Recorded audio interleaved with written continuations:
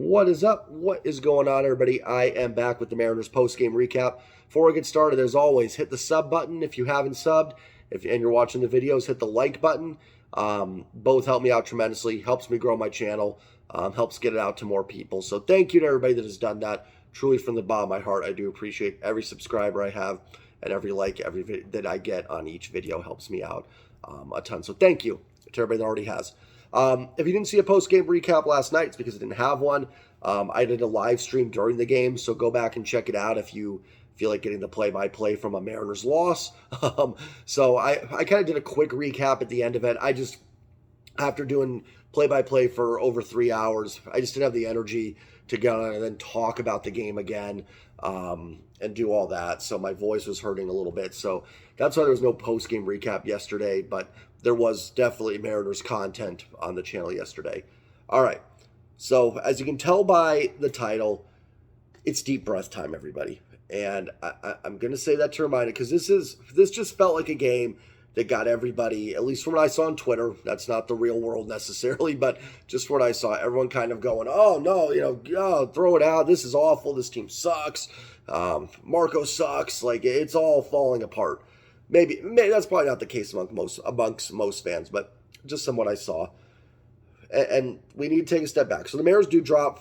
I should probably get to what happened. The Mariners do drop the final game of the series to the Red Sox 12-3. They lose 2 out of 3 in the series. Back below 500 at 21-22. Off day tomorrow, which is good.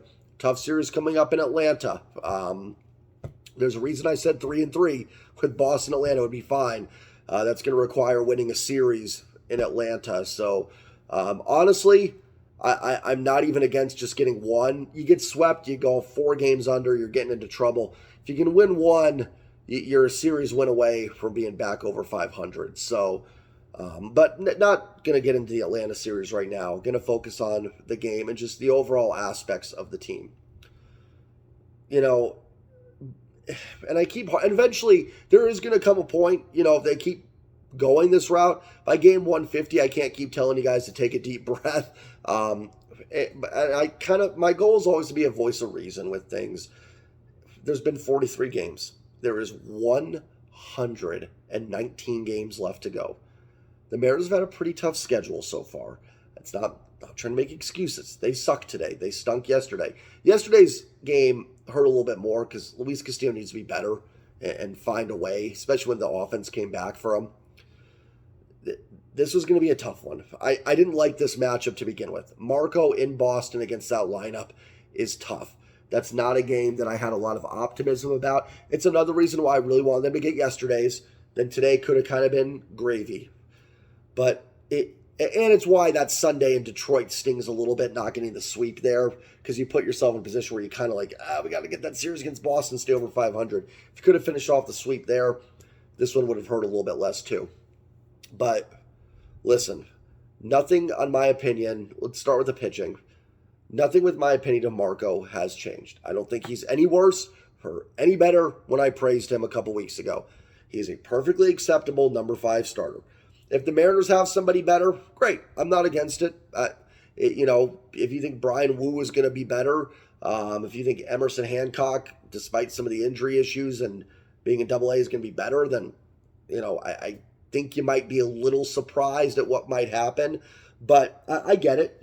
I'm not against upgrading it, but Marco's a number 5 starter. He's a crafty left-handed pitcher. I know I say it every Marco start. Jamie Moyer.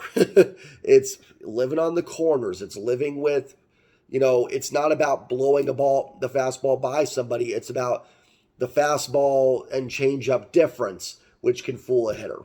It's stuff like that. It's living on the corners.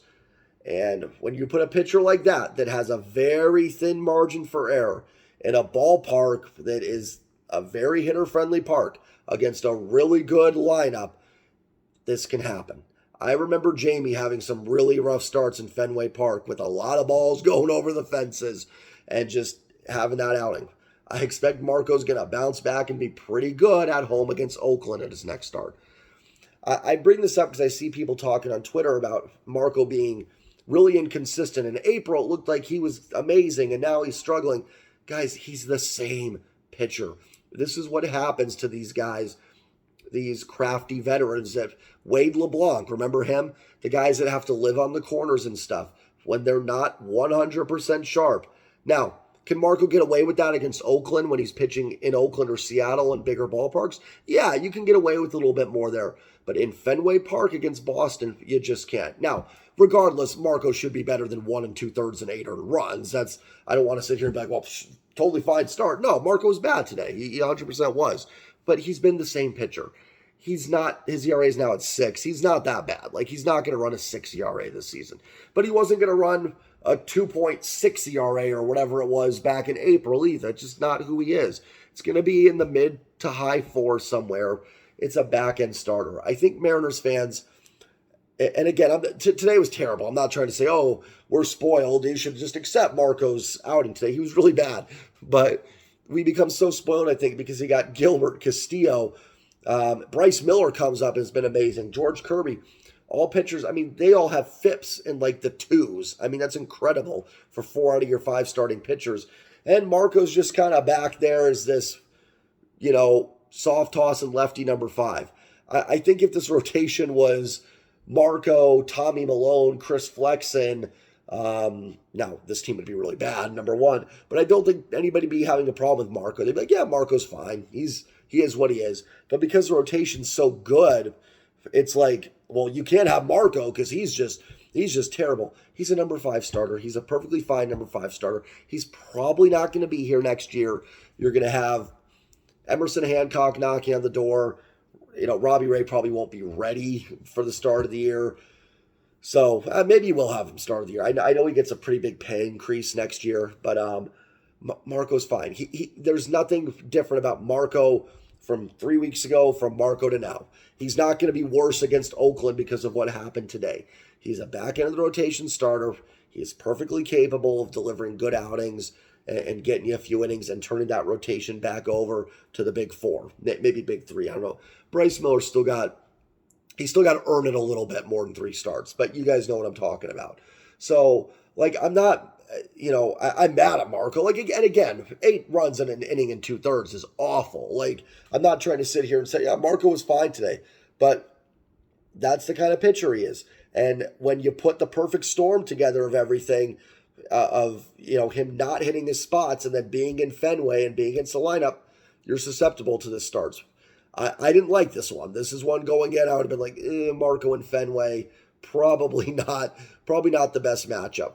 If you want to be frustrated with the Mariners pitcher, I'd probably be a little more frustrated with Luis Castillo yesterday. He needs to be better. He's an ace. He should not be giving up 7 runs. Now, again, same rules apply to him with the ballpark, but and the team he's facing. But Castillo can be better. Luis Castillo can go into Boston and throw 7 innings of 1-run ball. He is capable of that. I don't know if Marco can do that unless the gods are just smiling on him with some hard hit outs. So it's like I say with Julio when I did the can we blame Julio? Sometimes you got to hold your better players a little more accountable. More is expected of them. Listen, in terms of the team, they went into Boston. Boston's a really good baseball team. They're solid. I know they're in last place in a loaded AL East. And you're probably saying, Jay, you're saying this every series. Hey, this is a good team. They lost a series. Yeah, eventually they're going to have to win some of them. I'm with you on that. I'm not trying to just say that forget about it, that it's just totally fine. It sucks that they lost. It sucks that they're a game under 500. But, get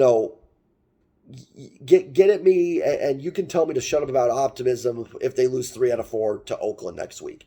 Then I'll be like, okay, that's fair. That's reason to be frustrated. They went to Boston. They essentially, blew out Boston game 1, got blown out game 3. Game 2, I know Boston ended up winning by 5 runs, but going to the 6th inning was a tie game. So you kind of had your one big win, your one big loss, and then that one in between. That's the one that would probably be the most frustrating for me because that one was winnable to an extent. But, yeah, Boston's really good. They got him 2 out of 3. You're playing another really good team here coming up in Atlanta. It's why I'm okay with being 500 going into June. Get into June, you start hitting the dog days of summer, as I always say. Then you can start going, okay, does this team need to start going 8-2 in their next 10? Do they need a 5-game winning streak? Right now, they're just kind of hanging around. They're hanging around. They haven't been awful. They haven't been great either. Their run differential still sits at like plus 19 for a team that's a game under 500. They're playing okay baseball. So take a step back and look where this team is right now. I do want to check the standings because we are getting to a point now where I don't think it's all that matters. Obviously the standings is all that matters, but we are getting to a point where you don't want to get so far behind that you're 8-9 games back or something of Texas and you've dug yourself a hole that now, you're like, okay, and if we play really good, we can't get out of them. They're 5 games back at Texas. That's not great. 3 back of Houston and a half game back of the Angels. I don't know if Texas pitching is going to hold up. I do think they're going to take a little bit. I think they're solid. This is going to be a tough division, but I do think, especially if DeGrom is going to be out for an extended period of time, I do expect Texas to come back a little bit. Now, Houston is a team very capable of getting going. I think the Angels are going to hang around. I don't think they're going to go on anything crazy, but I think they'll be there. And Oakland's bad. Not much else to say there. So that's in division. And in terms of the wild card, the Mariners are 3 games back. So there's nothing there that's like when you've got 119 games left that's anything insurmountable. Now, I would say if you start getting 7-8 back, you have to get a little bit like, okay, we can't let this get out of hand here and completely out of it. But they're hanging around in terms of all that. They're still there. And there's a few reasons why I think this team is going to get going eventually. Start with the first one is they've been injury bitten a little bit through 43 games. They have lost arguably their second best pitcher coming into the season. Now, they've been very fortunate, or not fortunate, but, because Bryce Miller is a Mariner, but they've been fortunate that Bryce Miller has come up and seems to be able to fill those Robbie Ray shoes, and just in terms of the stuff and the strikeouts and everything like that, and they're not having to rely on Chris Flexen to be that fill-in pitcher. But, they missed a bunch of Robbie Ray starts. They were having Tommy Milone and Chris Flexen fill in for a period of time, and that didn't go very well, as my dog begins to bark. Not sure at what, but we'll find out soon enough. They've been without maybe the best utility man in the American League, or one of them, in Dylan Moore. That's been a huge... That not only is that hurt not having Dylan Moore in there, especially against left-handed pitching, but it's also hurt their roster flexibility with Dylan Moore being able to play a lot of different positions and move other guys around too. And it's affected that DH position as well. Now, Jose Caballero's actually filled in pretty well, but Caballero still doesn't have the power and that positional flexibility that Dylan Moore can bring to the table. They've been without arguably their best reliever all season, and one of the best relievers in the American League in Andres Munoz. And we've seen the effects of that play out with some of the struggles in one-run games, where I think we could all agree there's been a few of those games where I think they probably win with Munoz in there and healthy. So there's that factor. The second one, they've got a lot of key guys that are not playing good baseball, especially on offense. Now, the pitching has been outstanding, and I don't want to say the pitching is going to regress because it's clearly the strength of this team, and I don't think they're going to be bad. But, Bryce Miller's probably not going to have a .4 ERA this season, and stuff like that. But all these guys have FIPS in the two, so they're going to be solid, even if there is a little regression. Now, with that said, if that's going to happen, that offense should get going eventually. You've got 5 or 6 guys playing below their career averages. I mean, Teoscar's been below his career averages. Eugenio Suarez, Colton Wong. We still talk about, can Colton Wong get going? Just be what his career averages have been would go a long way. Cal looks like he's starting to heat up, but he's one that's been a little slumpish. And then the biggest one, and probably the main reason why the Mariners haven't taken off yet, is the struggles of Julio Rodriguez. And right now, it's like, I talked about Julio taking that next step from last year. Right now, just go from where you are now to what you were last year, and this team would be immensely improved. He doesn't have to take that step forward. Just be what he was last season would be a huge boost for this Mariners team. So all that factored in. I mean, there's, like I said, they're getting underperformances from a lot of guys. Now they are getting kind of a Jared Kelenic breakout. He has actually cooled off a little bit. I think he had a pretty nice game today, though. Let me check. 1 for 4, the walk and a double. Nice job by Chris Flexen today, by the way, with 3 shutout innings. Just shout out there. And J.P. Crawford's been solid as well. So they've gotten some contributions there, for sure. But, outside of those two, and even there, like, Kellenick's been really good. J.P. he's been solid. I wouldn't say he's been, like, amazing. He's just been a little bit better than his career average, and Kellenick obviously too. But the rest of these guys, if they can get some of those guys going, that's going to go a long way for this team to rebound. And then they have the worst record in baseball in one-run games. I mean, do you really think this team is going to continue that? Like, they're 4-11 in one-run games. I talk about the luck factor that goes in, but just taking into account even that, like, there's no reason this Seattle Mariners team should be the worst team in baseball in one-run games. I don't know if they still are. I know last time I saw it, they were. I don't know if someone else has taken that title from them. So even that, I mean, and I say it all the time, just imagine they were 6-9 in one-run games. 2 games better, they're 23-20. I think we'd all be okay with that. Now, you can't get those games back, and 2 games is really big in the grand scheme of things. Like, sometimes 2 games is the difference. So I can't sit here and necessarily just bank on that and say that, they should be 23-20 right now based on their run diff or anything like that. They're not, and you're not going to get those games back. But this team should play better in those games. They should regress to the mean a little bit in those one-run games. Some of these guys should perform better offensively. Like, even if you think Colton Wong sucks, like, he's been like one of the worst players in baseball. He shouldn't be this bad. There's no reason Julio should be running a 211 batting average with a OPS of 664. There is no reason for that. We all know Julio is better than that. Maybe you can make a case Eugenio's older and there is some regression there. But even Teoscar Hernandez, like, this is a guy that's OPS in the 800s and the 900s, OPS pluses, well above 100. Barrel rates that are just double league averages. There's no reason he should be OPSing. What is he at right now? Pulling it up. 696. Like, these guys are all better than that. And with all that said, they're a game under 500. Now, maybe those guys don't get better. I don't have a crystal ball. I can't say for certain. They may not. Like, maybe this is the team. And if that's the case, then so be it. But based on what I know of these guys, based on what I know of these teams, based on some of the analytics, based on some of the run differential stuff, the one-run game results, this team should be better. And I do think they played a pretty tough schedule. The only teams they played that are just bad are Colorado, Oakland, and Detroit. That's 3 series, and that's a total of 9 games out of 43.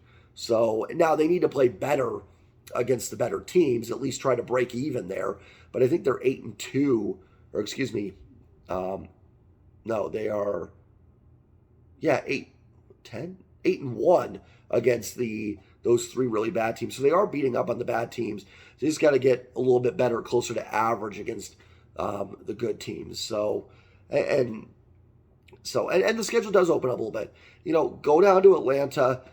Maybe you can get 2 out of 3 there. You got Bryce Miller, Logan Gilbert, George Kirby. So you got 3 really good pitchers going. Maybe you find a way to win that series. Then you come home and you've got the A's for 4. I know Pittsburgh's playing better ball right now, but I still think that's a team the Mariners are probably better than. So you've got 7 games there where you could go 6-1, 5-2, and find yourself all of a sudden 3-4 games over 500. So just take a deep breath, everybody. It sucks. I would have loved for them to win this game. I didn't have a lot of hope for it going in. And it stinks they're back below 500, but remember how long this season is. Think about some of these teams that get off these hot starts that just fizzle in July and August. You know what I mean? So, and maybe the Mariners don't get it going. I don't know, but there's no reason to think that they can't get this turned around a little bit. This is a team that is, I said at the beginning of the year, I think it's going to be a streaky team. It's got a lot of streaky players. The pitching's not streaky. It's fantastic, but offensively they do. So there's no reason this isn't a team that can't have like an 8-2 stretch. And I'm not asking for a 14-game winning streak. I'm tired of hearing that too. Oh, you can't rely on a 14-game winning streak. No one's relying on that. We just need this team to have like a 7-3 homestand. That's not crazy. That's not unheard of. That's 4 games over 500. All right, so we're not asking for a whole heck of a lot here. 14-game winning streak would be great. I'll take another one. But no one's relying on that. No one's thinking that's going to happen again. And that team was 10 games under. This team's a game under. So that's it. That's kind of my rant for this game. It stinks, tough loss. I know I didn't get into the game that much. Do you really want me to? Do you want me to break that down? What happened today? It was over in the second inning. There was a little hope. Taylor Trammell was absolutely robbed of a wind home run in the second inning, so that was kind of frustrating. I'm losing my voice here, so I'm going to get going. Mariners lose 12-3. Day off tomorrow. Get the bullpen fresh. Tough series in Atlanta. Hopefully this team can rise the occasion. They're due to beat a good team, so let's see if they can maybe go on to Atlanta and get a couple wins. So we'll see what happens. We've got 3 good pitchers going. I don't know who Atlanta's got going, but Atlanta's loaded. If you thought Boston's good, Atlanta's even better, so it's not going to be easy. I will see you guys all. I might be tomorrow on with Rooftop Mariner. Check out his channel. I did a collab with him a couple weeks ago. I think we're going to do one tomorrow. Talk about the Braves series, the Red Sox series, and everything like that. Hope everybody has a great night. I will see y'all later. As always, go M's. Peace.